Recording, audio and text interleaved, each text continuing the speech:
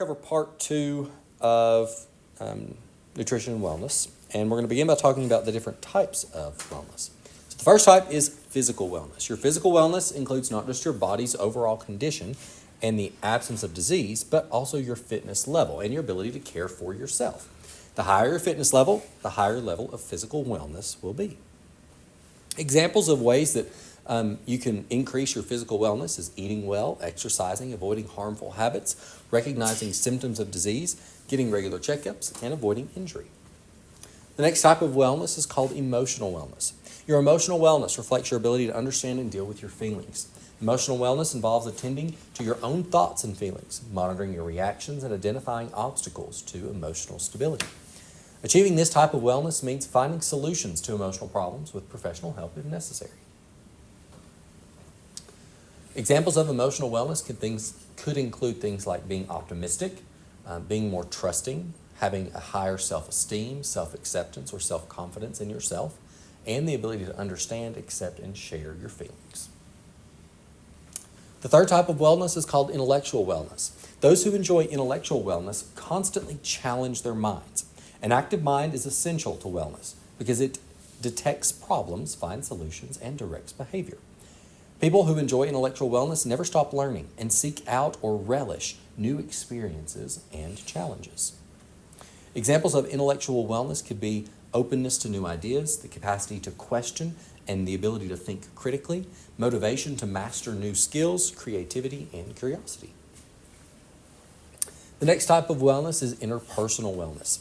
Satisfying and supportive relationships are important to physical and emotional wellness. Learning good communication skills, developing the capacity for intimacy, and cultivating a supportive network are all important to interpersonal wellness. Social wellness requires participating in and contributing to your community and your society. Examples can include increasing or bettering your communication skills, increasing your capacity for intimacy, the ability to establish and maintain satisfying relationships, and the ability to cultivate and support systems of friends and family. The next type of wellness is cultural wellness. Cultural wellness refers to the way you interact with others who are different from you in terms of ethnicity, religion, gender, sexual orientation, age, and customs. It involves creating relationships with others and suspending judgment on others' behavior until you have lived with them or walked in their shoes. It also includes accepting, valuing, and even celebrating the different cultural ways people interact in the world.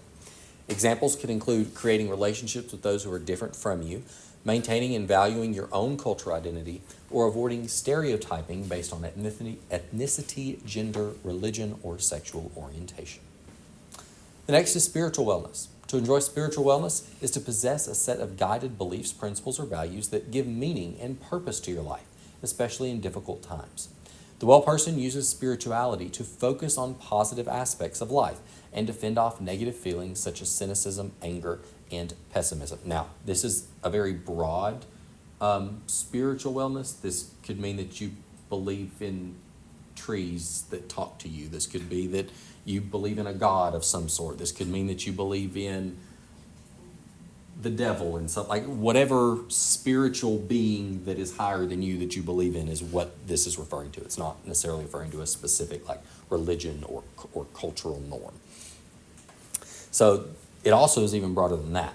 It could be things like the capacity for love, compassion, forgiveness, joy, and fulfillment, the sense of belonging to something greater than oneself, and the sense of meaning and purpose.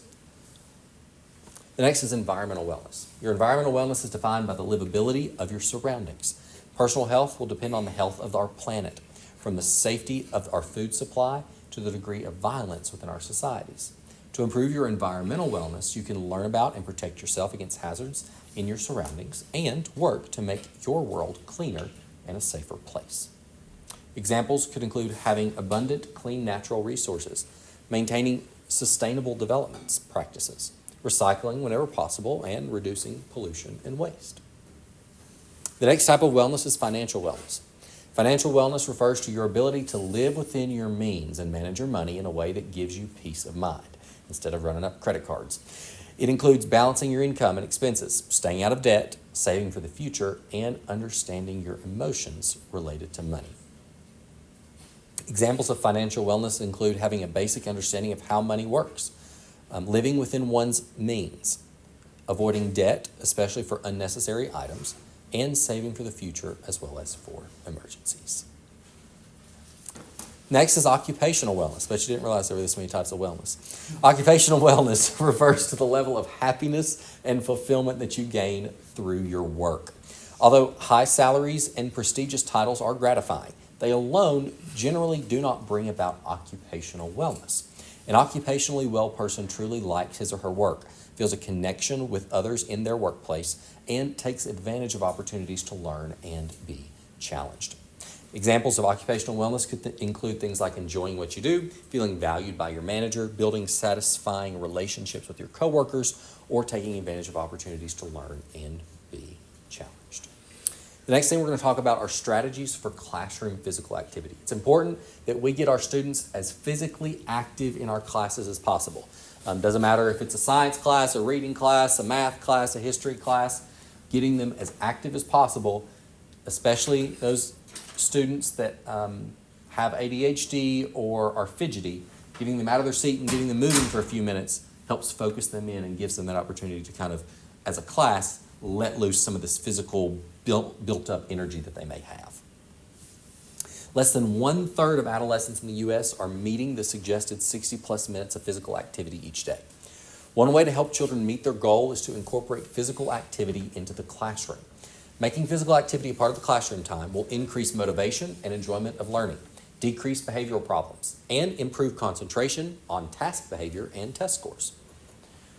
So this graphic here shows you the percentages of school districts that require regular classroom physical activity, breaking down during the school day, and the percentage of schools with students participating in regular physical activity outside of the physical education class during school day. So ways that you can get students motivated. Number one, you could implement some sort of movement policy in your classroom. Make it your classroom policy that kids move when they learn. Toe touches when they go to get a drink from the drinking fountain. Reach toward the ceiling with every step when they go sharpen their pencil. Only answer questions standing up. Lunge to the restroom. Get them active, get them physical in kind of unique and creative ways, especially at the kind of the primary level. They're more willing to do that. You look at a high school and say, okay, you got to sharpen your pencil, you got to lunge all the way over there. That's not going to happen. They're not going to do it. Now, I will say I have given my high schoolers stretch breaks. So like I'll go through 10, 15 minutes of notes and they're all dead. Like their little brains are mashed potatoes. They're half asleep. They're wandering off into no man's land. I'm like, everybody up. And we'll do some like stretches for a few minutes as a class. They'll sit back down, they'll be more attentive, I'll get through notes, and then they'll get to the worksheet. And it works. That's shocking, but it works. Next one, ball toss spelling. So you could call out spelling words, then toss one of your students a ball and have them call out the first letter of the word, then toss the ball to another student who calls out the second letter. Something fun, engaging, and active. You could have them measure around the room. Maybe you're trying to teach them about measurements. You could have them use yardsticks, meter sticks, rulers to measure different things around the room or the perimeter of the room. Take them on a nature walk. I like this one. Your schoolyard can serve as a great place to explore nature. Have your students grab a notebook and a pencil and take a walk around the schoolyard, taking time to look for varieties of plants and insects, to listen to birds and other noises, and to notice what scents waft in the air. You also, if you have this opportunity, teach your lesson outside. Like if it's not a lesson that you have to be in your classroom for, take them outside. We've done some different lab activities. If it was a sunny day, I did them outside on the grass because it didn't matter, and the kids loved it because they got to be outside instead of stuck in the building. Number 5, get creative with your workstations. Stock your classrooms with desks that have pedal stations or seats that swivel to get your kids moving as they learn. I have a standing desk in the back of my classroom, and so I tell them at the beginning of the semester, that's there for you. I'm never going to require you to use it. I'm never going to tell you can't use it. You never have to ask me to use it. If we're in the middle of notes and you're like, I need to stand up, my legs hurt, just go back to the standing desk and keep doing your notes. As long as you're attentive, on task, I don't care. And I usually have someone at that desk almost all the time, every block. Number 6, implement a morning motion movement. Set aside 10 minutes every morning, start the day off with some sort of moving. Number 7, play fitness dice. Every hour on the hour, pull out your fitness dice and have a student roll them, then have the class do whatever comes up. This is more for primary age when they're stuck in your room all day and you're like, these kids are bouncing off walls. I'm ready to pull their hair out. Like, okay, let's do some movements. Let's try and get some of this energy out. Or just simply for a brain break. When students are feeling sluggish or tired while you're teaching, give them a brain break. Have them stand up, have one of their peers lead in the class in a few minutes of stretches, do some sort of activity with them where they're up and moving. The next thing we're going to talk about is something called social emotional learning, or SEL. Social emotional learning is the process of developing the self-awareness, self-control, and interpersonal skills that are vital for school, work, and life success. This was something that was declining before COVID, and COVID really made this decline in our students. People with strong social emotional skills are better able to cope with everyday challenges and benefit academically, professionally, and socially. So how can we as teachers incorporate more SEL in our classrooms to help build this social emotional learning in our students? Number one, be present and observant. Listening to the words students use to speak with their peers and their responses to negative situations help provide context and information vital to implement positive solutions to situations. If they're always negative, they say, "Oh, I'm never going to do this. I'm never going to be able to take this. I'm a loser. I just fail." My high schools say that all the time. Usually mine are like, "I'm going to kill myself," or "I'm going to jump off the bridge," or "I'm going to do," and I'm like, "No, you're not," because if you do, then I'm in trouble because I didn't report it as a mandated reporter. Something dumb like that. Now, trying to change that knowledge or that mindset is virtually impossible, but do your best. The more you make yourself available to students, the more likely they are to tell you about words that trigger them, peers who hurt them, experiences at home that they wish they could change, and even what the teacher can do to make the classroom a more positive environment. Number two, start each day with emotional check-in. This is definitely more primary age level. You might have seen those TikToks where they can point at the thing as they walk in and do different things. So set the tone for each day mindfully. Integrate some sort of daily emotional check-in. Give time and space for every learner to share their feelings. Number three, you can use emojis to help kids identify their emotions. One way to have a supportive atmosphere is to have all students sit in a circle so everyone can be seen. There's one speaker at a time, and the students are allowed to step out if they need a moment to collect their feelings. Everyone's asked to be respectful and accept everyone's experiences as their truths. Number four, teach students how to work in groups. Students no longer know how to do group work. We sit there and talk and chat, or one person does the work and everybody copies it. It's no longer what it used to be, where you collectively talked about things and spit ideas back and forth and built off of each other to create an answer. Being able to work in a group setting is an important life skill. Students will learn how to negotiate with others, develop leadership skills, and figure out their own strengths so that they can best contribute to the group. Number five, nurture a culture of kindness. Begin the school year by reading a story or doing an activity related to the power of kind words and implement ways students can use those kind words throughout the school year. Build their social emotional vocabulary. Students might not have words to go along with their feelings or how they're acting. Hang up words or sayings that remind students to support resilience and develop positive self-talk strategies. I can learn from my mistakes. I can do hard things. It's a first attempt in learning. It's not the end of the world. If the first time students mess up, they shut down and they're done. They're like, "Oh, I can't do it. I'm done." It's just one time. We can do it 100 times if that's what it takes. Mistakes are expected and respected. That's another good one. Number seven, teach decision-making skills.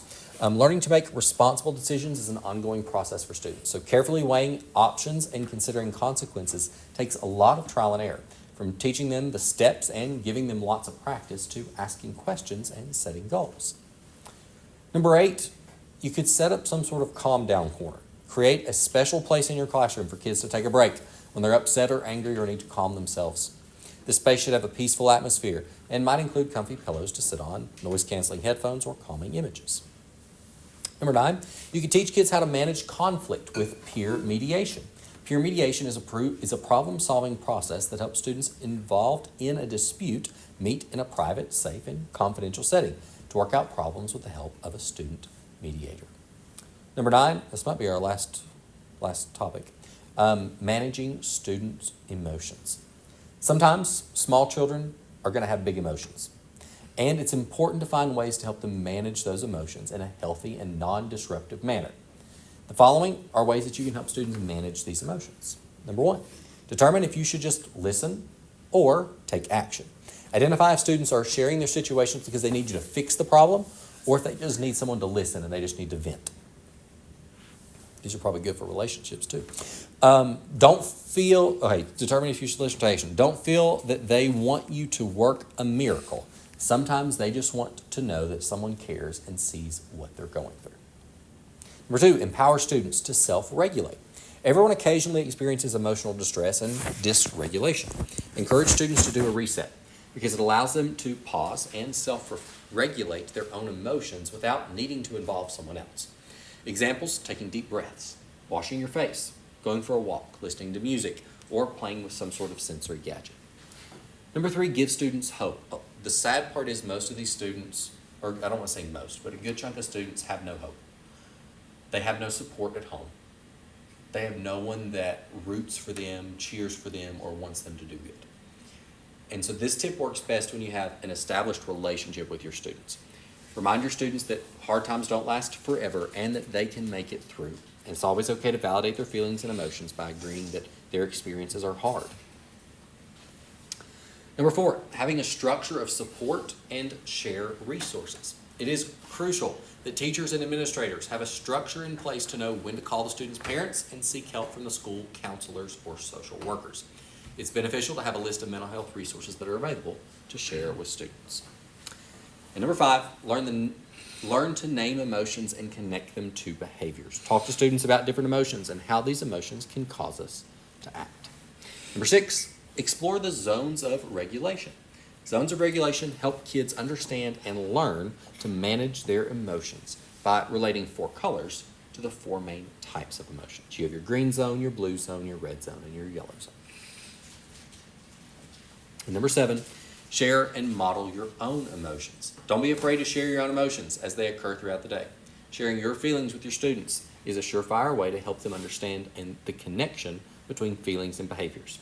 You can be like, little Johnny, I've had to get on you 5 different times now, and you have not stopped talking this entire time. I'm getting very frustrated with you, and it's going to make me raise my voice if you don't sit down. And that concludes notes for this unit.